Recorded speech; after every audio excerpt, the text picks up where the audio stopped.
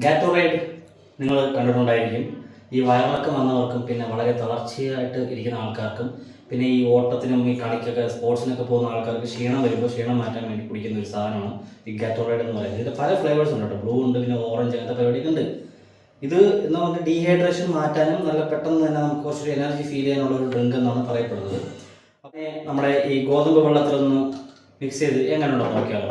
നമ്മുടെ ഗോതമ്പ് വെള്ളം ഒരു 60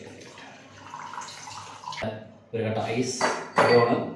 പിന്നെ ഇതുപോലെ കട്ട് ചെയ്ത് വെച്ചാൽ പകുതി നാരങ്ങ ഒന്ന് പിഴിയുന്നു. പിഴിഞ്ഞ് അതിലേക്ക് തന്നെ ഇട്ടേക്കാം. ഇവിടെ കിടക്കാം.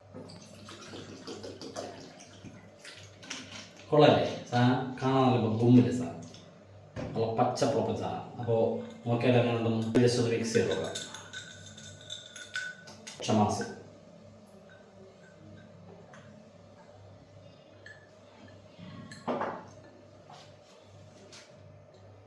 സ്മൂത്തായിട്ട് പോയിട്ട് പച്ചവെള്ളം കുടിക്കുന്ന പോലെ ഉണ്ട്.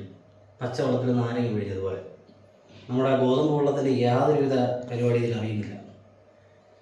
അടിപൊളി സെറ്റാട്ടോ.